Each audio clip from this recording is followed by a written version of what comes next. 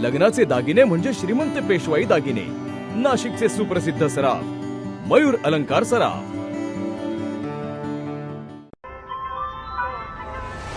ताज्या बातम्यांसाठी नाशिक न्यूजच्या YouTube चॅनलला सबस्क्राईब करा आणि बेल आयकॉनला प्रेस करा।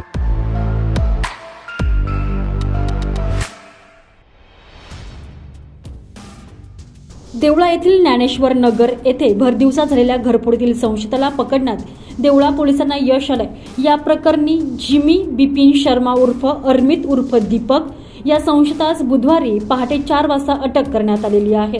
त्याला नंदुरबार येथून अटक करण्यात आलेली आहे। त्याला कळवण न्यायालयात हजर केलं असता 7 ऑगस्ट पर्यंत पोलीस कोठडी सुनावण्यात आली।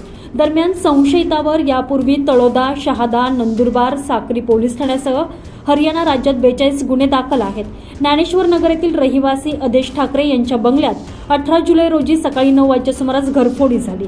यात 1.5 लाख रुपये आणि 15 तोळे सोने असं सुमारे 12 लाख रुपयांचा मुद्देमाल चोरट्यांनी पळवून नेला। चोरटा सीसीटीव्ही कॅमेऱ्यात कैद झालेला होता। तसेच घटनास्थळी नाशिकहून ठसे तज्ञ आणि श्वान पथकाला देखील पाचारण करण्यात आलेलं होतं।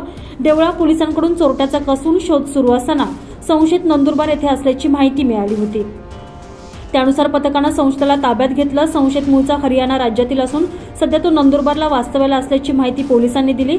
संशयितानं त्याच्याकडील मुद्देमालाची दिल्लीत विक्री केल्याचं त्यानं तपासादरम्यान सांगितलं आहे। या प्रकरणी पोलीस निरीक्षक ज्ञानेश्वर जाधव यांच्या मार्गदर्शनाखाली तपास सुरू आहे। संजय परमार, नाशिक न्यूज, नाशिक।